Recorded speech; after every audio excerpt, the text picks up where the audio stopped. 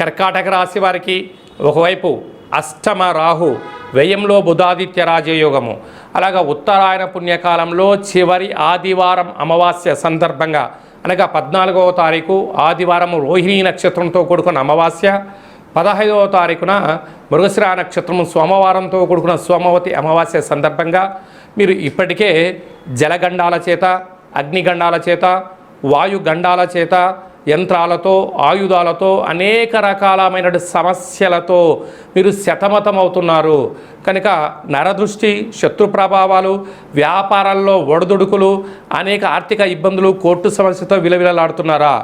ఏకైక చక్కటి పరిష్కార మార్గం ఏమిటనగా ఈ అమావాస్య సందర్భంగా ఇంటికి గుమ్మడికాయని దిష్టి తీసి పగలగొట్టండి, ఇంటికి ఒక బుర్ది గుమ్మడికాయ కట్టండి, కొబ్బరికాయలో దీపాన్ని పెట్టి ఈ దీపాన్ని చాకలి వారికి దానం చేసినట్లయితే నారికేల దీపం చేత అఖండ లక్ష్మి కటాక్షం కర్కాటక రాశి వారి సొంతం అని చెప్పి గమనించాలి.